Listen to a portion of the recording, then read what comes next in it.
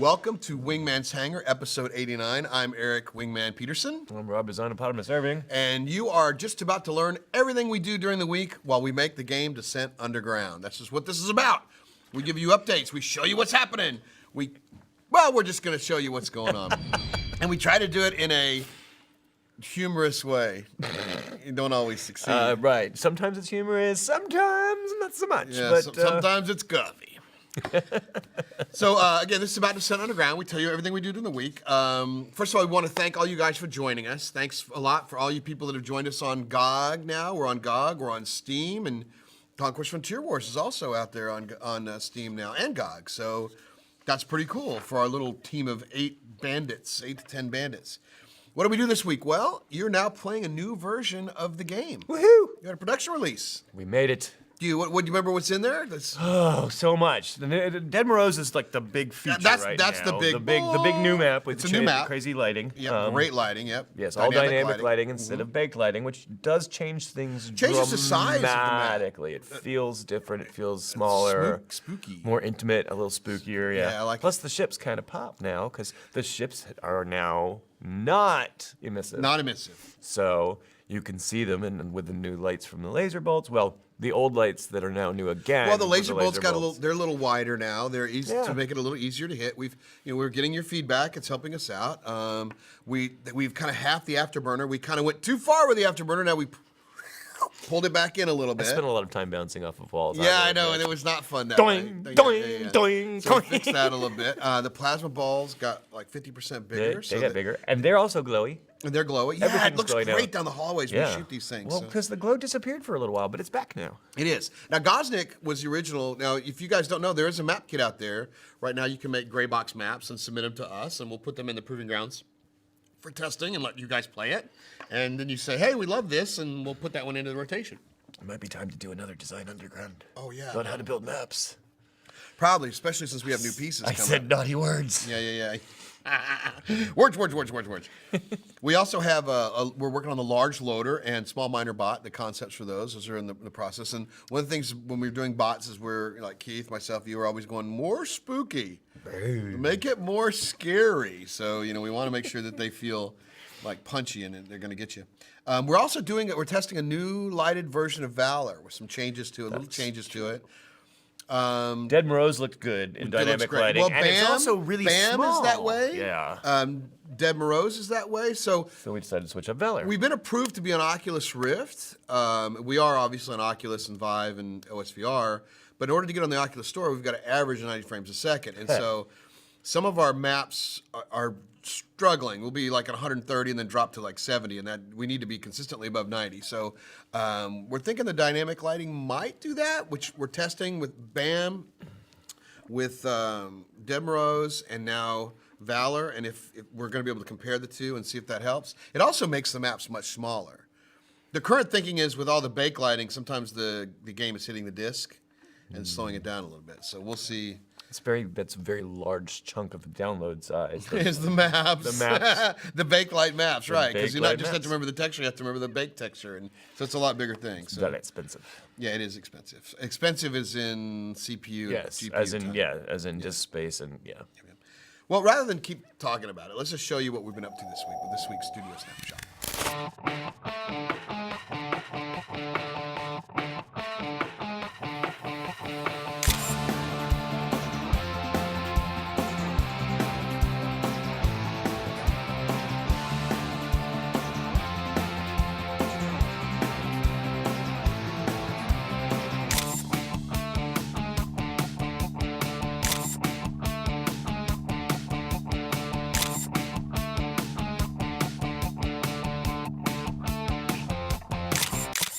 Always like seeing what's going on. Again, our artists are not local. I never know what's going on, so it's good to watch. You're busy, and you're busy in the spreadsheets. Yeah, Yes, and these guys are spreadsheets. making the changes in the art and stuff. So, what else are we working on? We got difficulty settings right now.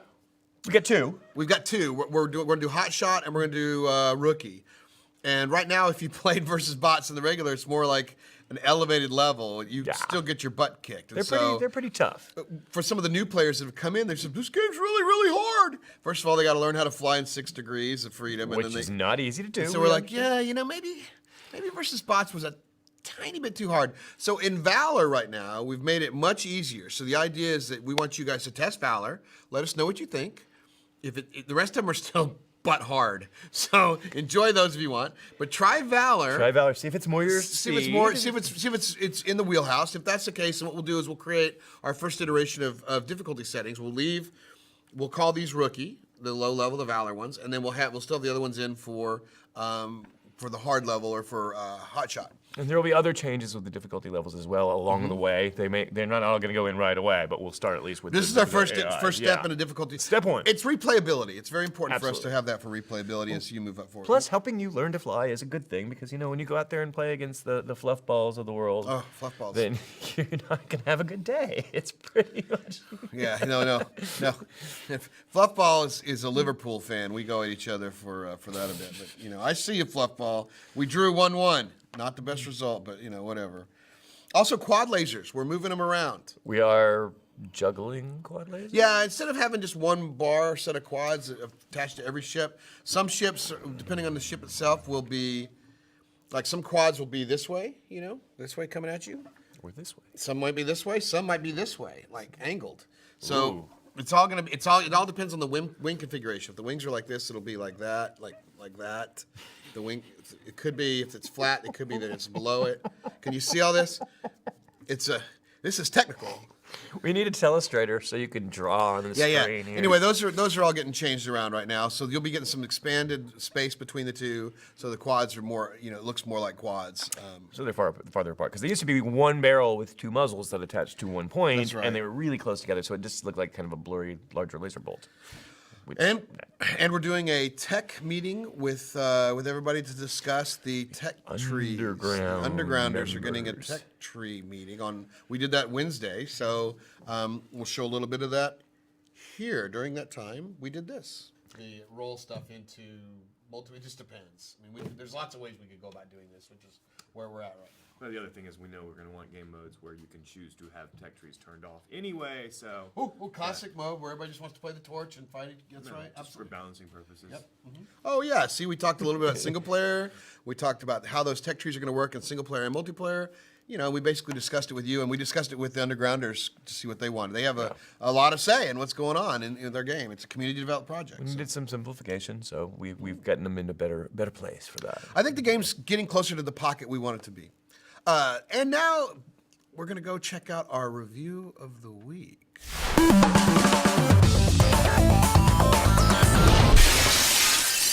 And this is our God review of the week this week, and it's from Technicalfool. As is, and on the surface, it's a simple but great little arena shooter with good amounts of hidden complexity underneath. Multiplayer has definitely been concentrated on first and foremost, with the developers promising a single-player campaign soon. Yep, that's what we're working on. Different ships already have their own specialties, with more specialization planned. There are tanks, DPS monsters, and a healer-type craft, as well as mining vessels and an E-Warcraft. E-Warcraft. E-Warcraft. All right, I'm sorry, it's funny, but anyway. You're throwing yourself off. Yeah, I know. The gameplay is very fast-paced, and you should get used to respawning a lot, especially in the PvP game modes, yep. The developers themselves are friendly and get involved with the players. I both handed their ass to them, more often than not, and had my ass handed right back to me with extra gift wrapping during live stream matches, which take place Friday right after the show, so we'll be playing with you guys. Stay tuned. So definitely worth the try. Thank you, Technicalfool. You're this week's GOG Review of the Week. All right, love reading those kind of reviews. And Especially stuff. when they're positive. Yeah, especially when they're positive. We get a couple negs every now and then. And, for some reason, we're not highlighting those on here, but a lot of them have to do with, where the hell's the damn single player? Well, it's coming. You just got to be patient. Hopefully, when we finish the single player, we put it out, we can get those thumbs turned around because, we're doing it. Well, you know what time it is? What time could it be? It's time for Forum Feedback. Welcome to Forum Feedback. Thank you for sending in your questions. Good morning, guys. Morning, Mr. McCormick. Oh, wow. Flashback to teaching. Yeah. We need some Kaji music. No. No. Yeah. See the other video for that. All right, into our questions. First question from Charlie Brownell. Does Conquest Frontier Wars work on Linux?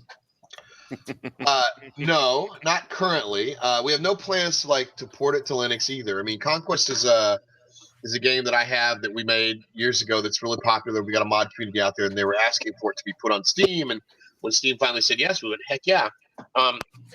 But I believe Todd Batrinacek, how do you say his name? Batrinchuk.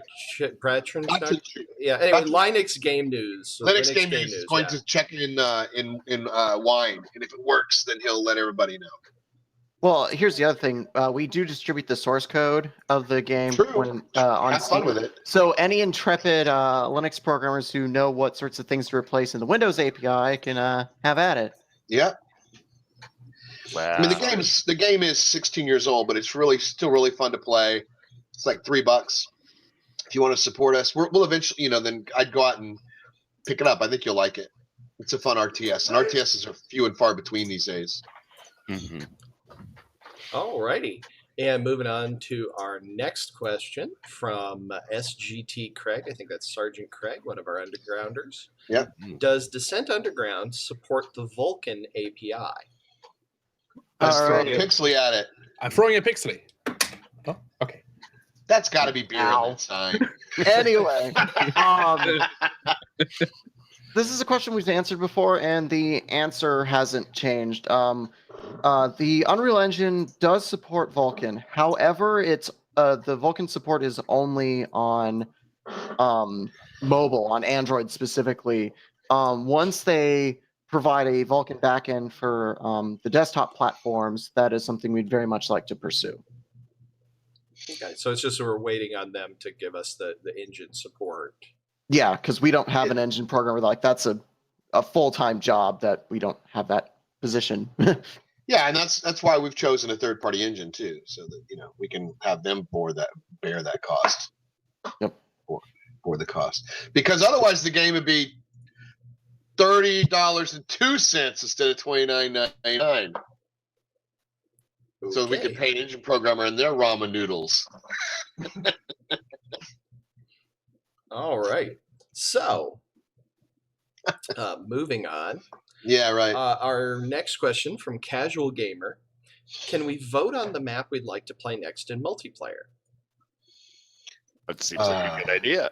Yeah, I think we probably should do that, Keith. I mean, are there any others? I mean, I know we've got a backlog of some that we probably need to put into PG. I mean, what are it? So there are a couple of technical barriers to that. First is that we run things with the concept of a match owner, someone who has complete control of the match. They set all the configurables. I misunderstood the question. Oh, sorry.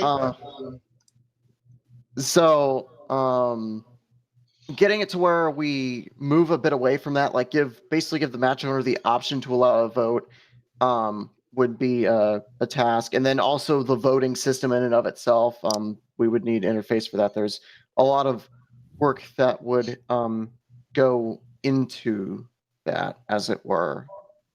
I get it. So yes is the answer. We will eventually be doing that, but it's not imminent. And also, I think we still got an issue with the host migration, right, Pix? We're still trying to get that sorted. Yeah, it's always been intended to have it to where if the owner of the match leaves, ownership passes to someone else in the match. The game client supports that, but the back end hasn't gotten that fully integrated yet. And we're working on it. I know we've got some plans for it. So that's a two-edged question there. So yeah. It'll help for those who didn't ask, but All right. Our next question from Darkwing8472, one of our undergrounders. Is it possible to have the game continue to play audio while minimized? When I'm streaming, it sounds weird when I switch windows. Alrighty. So as it turns out, Unreal does have support for that option. I have already made that change internally and tested it, so it should be coming very, very soon.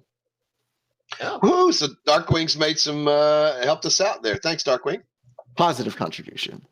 A positive contribution. Oh, he makes a lot of them actually. He's been very vocal in in the game. He's one of the best testers we got. Cool. All right. So next question from Ag Camacho.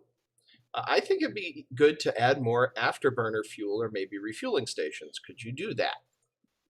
Could we? Sure. The question is, at this point, as far as balancing, do we just add more across the board for everybody, or do we leave it where it is and make it seem a little more precious?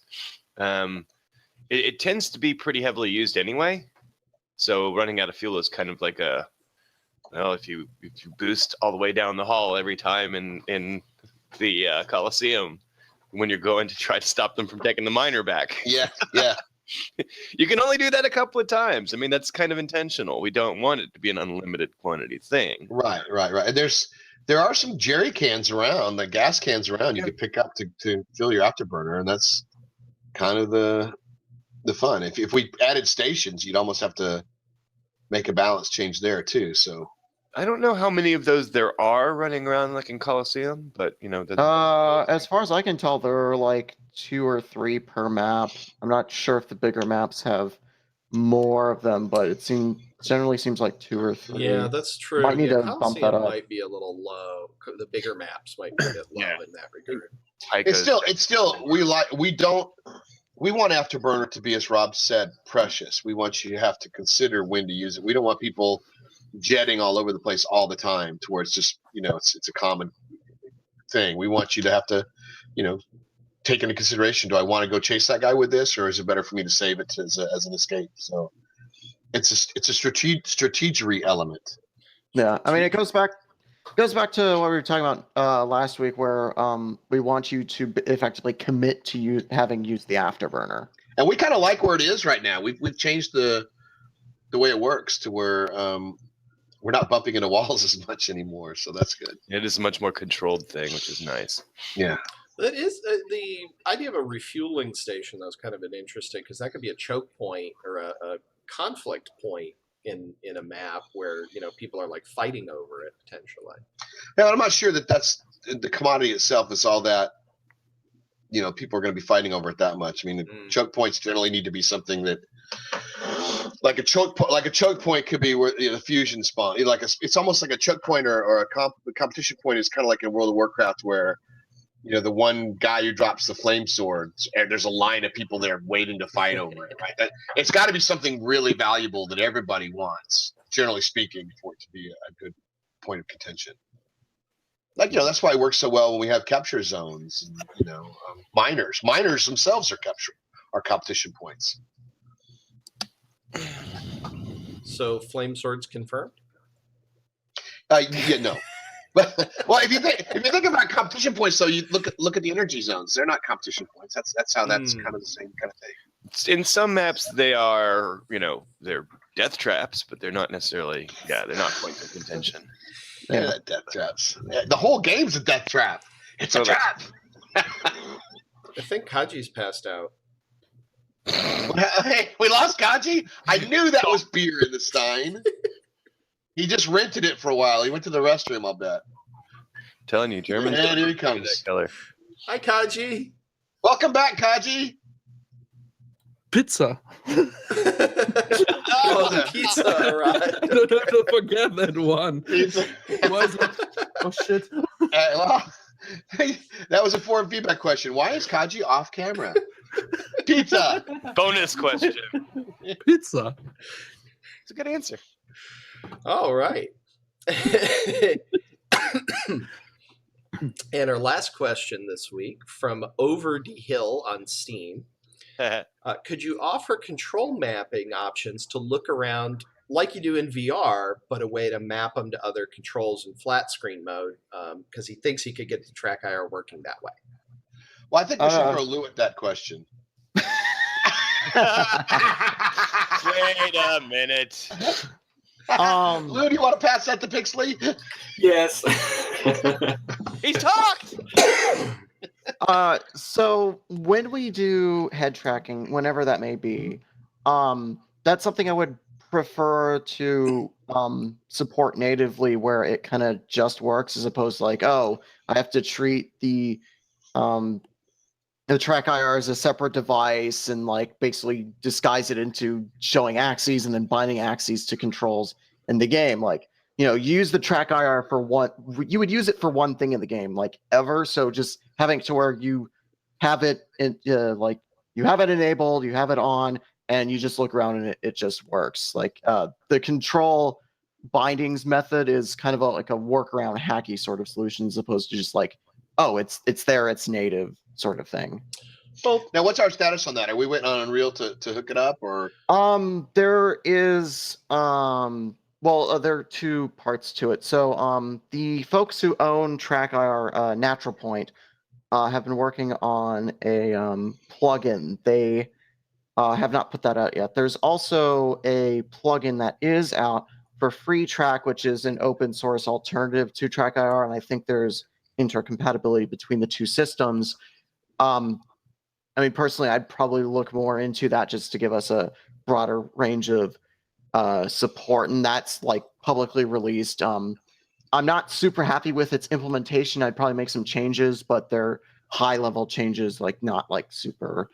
And we don't have any track specific IRs. We don't have any to test with anyway. So I think Jason has. Jason, we can Yeah, we can always Elf's get got natural. one too. I can get Tristan to send some through, I imagine. So Although we've also had occasionally people ask about like a mutator key or so, you know, like an alt key or something that would let you do it with the mouse.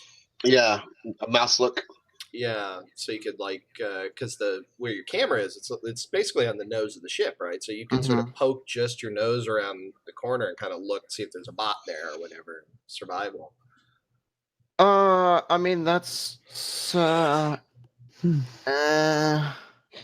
are some He difficulties regarding that. Pixley needs some toilet paper, I think.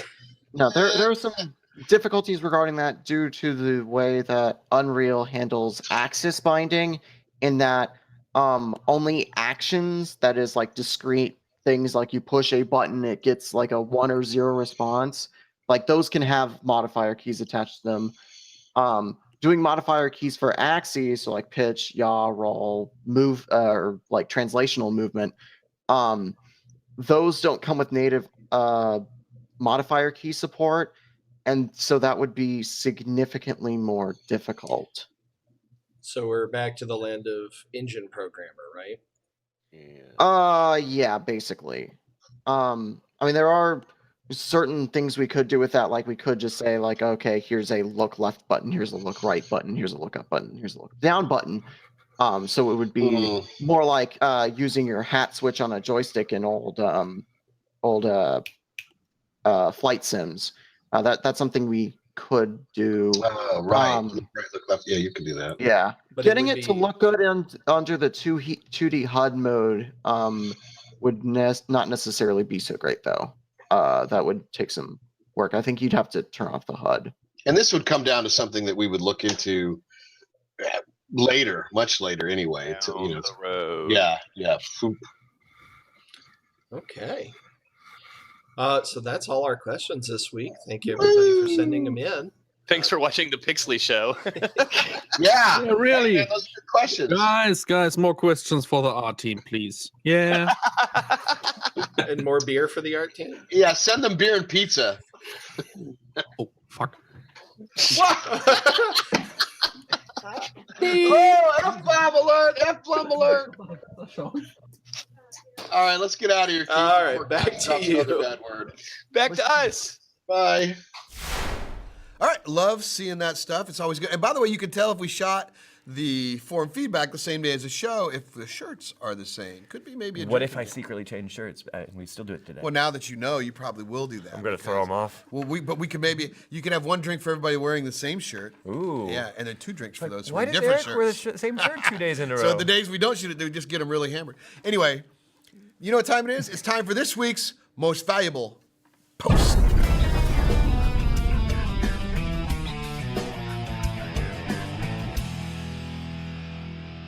Welcome to Most Valuable Post, where we recognize a member of our community who's made a positive contribution to Descent Underground. This week, we honor somebody who made a series of videos for new players. One about survival mode, and another one on how to use turrets to deadly effect. Congratulations, Inspades. You made this week's most valuable post. Congratulations, in spades. He's actually made a lot of contributions. Huge contributor. Absolutely wonderful feedback. And kicks our butts. He was one of the ones that said, single player mission needs a lot of work. Or not single player, training mission. So, yeah, you're right. Pull that back out of there. Please hold. Mostly because the voice acting was horrendous. Recruit. Eric Wingman Peterson sucked at this. Yes, I did. Sorry about that. We'll fix it. We'll get it better. Don't worry about it. And also we made the guides for survival mode and how to use turrets. Now we want to get to this stuff here. Why don't you show one of our community members and moderators, Xyphon. He's a team member. He's launching his own line of barbecue coffee, Java-based barbecue rub. Coffee barbecue rub. Coffee barbecue rub. So let's show that one more time. And he sent it to us. Thanks, Xyphon. So it's called Java Q. We'll put the website up there, so you guys should check that out if you want to. Keith made some pork chops. Were they good? I didn't get to have any. Yeah. What'd you think, Keith? Pork chops. You know, that was my grandfather. When I was little, I used to call them pork chops. My grandfather would say, "What do we have for dinner, Eric?" I go, "Pork chop." Yeah, I don't know. It must have been funny and family trick. I don't know. Thanks, Xyphon. Congratulations on, and we wish you the best. Good luck. Yeah. Anybody stepping out on their own, we're all big fans of. Woo, which gets us to Conquest Frontier Wars. We launched Conquest this week. We did? Yeah, on Steam. It's a game some of us worked on back at Digital Anvil and Fever Pitch Way Studios. back in the day. This is 16 years ago. Yeah. It's a real-time strategy game. It's super fun to play. Still holds up really well. Obviously, graphically, there's some challenges. You'll need to start it, and it'll be 640, 480, and you'll need to go in the options and take the graphics options up to you want, and then you'll get a little better experience. But the movies are still crap. They're great movies, but the compression is bad. So we're gonna look to maybe see if we can get that out. So it's on Steam. Go check it out. It's under $5. It's $5.99 normal. It's 40% off for next week. We just figured we'd get that up there. It's been sitting in my sock drawer, so we wanted to get that out there for people to play and have fun. It still holds up really well. And someday, who knows? Maybe we can RTS from the Descent world. I mean, it fits. That'd be fun. It would be fun. Speaking of space and the world we're creating. Who would do real space news for us? I bet that Moreland guy would be good for it. Viewmaster. Viewmaster? Let's get the Viewmaster on then. I'm Michael Moreland with all the real space news you can use. Our report begins on a sad note as we honor the life of astronaut Gene Cernan. Captain Cernan was the commander of the final Apollo mission, Apollo 17, earning him the title of Last Man on the Moon. He worked the remainder of his life to spread the dream of manned spaceflight so that one day others might stand on the moon as he had. Cernan lifted off on his final journey January 16th. He was 82. In another setback for NASA, the agency is downsizing its Asteroid Redirect Robotic Mission, or ARM, due to ongoing budget uncertainties. The ARM program is designed to steer near-Earth asteroids into a safe parking orbit near the moon. The technology would not only help protect Earth from impacts, but could one day make asteroid mining cheaper and more efficient. And despite those setbacks, Program Director Michelle Gates said the program still plans to launch ARM in 2021. NASA did announce a green light for another asteroid mission called Psyche, after the strange metallic asteroid it will be visiting. One of the earliest asteroids ever discovered, 16 Psyche, appears to be composed almost entirely of metal. Scientists speculate that it may be the core of a protoplanet that failed to form in the early days of our solar system. The Psyche mission is planned to launch in 2023 and reach its namesake in 2030. Finally, this week, private launch firm SpaceX returned to orbit after being grounded since a launch pad accident last September. SpaceX launched 10 Iridium communication satellites from Vandenberg Air Force Base in California. The Falcon 9 launch vehicles completed its mission perfectly, and to cap it off, the first stage successfully returned to the Earth and landed aboard Just Read the Instructions, a robotic barge in the Pacific Ocean. I'm Michael Moreland, and this is all the real space news you can use. Cool. Nice of Viewmaster to that. Good to see SpaceX is back on their feet there. Go guys. Or back on the landing pad, so to speak. Appreciate that. And if you like making videos and you want to make some for Descent Underground, let us know. We'll feature you here on the show. We'll send you some support for you to help you build your channel or audience. We call you the agents of the underground. These are streamers and YouTubers that are helping us spread the word. We'll kind of There they go right there. These are some of the people that are streaming right now. Support them if you can. As well as right after the show, we're going to be playing and streaming on The Hangover. And you'll all be kicking my butt. I'm he aware. flies around the Warlock trying to steal your stuff. That's his. That is the his best stuff. part. It is. It is very fun, I must admit. Yeah. So anyway, coming up at Descendent Studios, what are we working on? More single player. Lots of single player. Single player. Map parts. We're working on. Kaji's busy working on map parts so we can update the map kit. So rather than you guys making just gray box levels, you can make levels which are 75, 80% there, and we can then go through and put the greebles in and get them through the pipeline quicker. New challenges and puzzles in single player. It's not going to be just the same old blow up the reactor and escape. It might have some elements of that, but it's going to be a little more challenging than that. Robust. You're going to have to find pieces. I don't want to. You just have to play it. Yep. We're testing the new lighting system, which we talked about earlier. Did I mention we're doing single player? We are doing single player, and the new tech trees are a big part of that. Yeah, so they it's are. all Right. folding into what we're doing here. What do we put into single player? What do we put into multiplayer? Do we split them? When do we upgrade you? When do we not? Those are all things we're discussing right now. We've already got this campaign outlined. And people have asked us how long the campaign's going to be because there was a whole, we called it a prologue because it's basically it's an origin story. And people are like, prologue, that's only 2 missions. You're like, okay, hold on, chill. It's not only 2 missions. It's going to be a full single player campaign. But if you said you're going to do 5 hours, people go, that's not enough. You said you're going to do 10 hours. That's not enough. You said you're going to do 30 hours. That's not enough. No matter what, we're going to make sure that you can't play the game in 40 minutes like you could. The guy did the run through of Descent 2 the other day. So the single player campaign will be there. It'll be 1, 2, 3, 4, 5, whatever we do to get to the hours we want to put in. And then we're going to have the gauntlet mode, which unlocks, you'll have a certain number of lives to get through all of them again, and it'll be more difficult. So single player is definitely coming.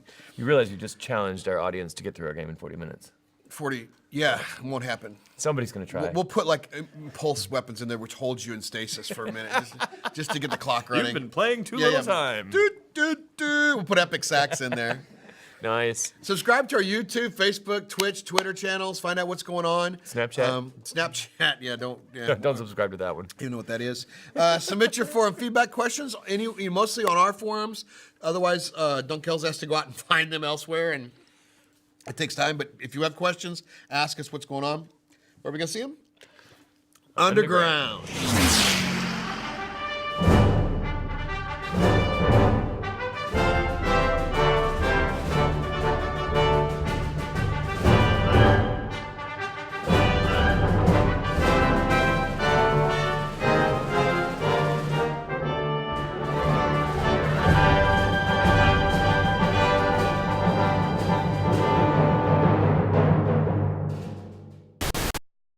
I got the pan.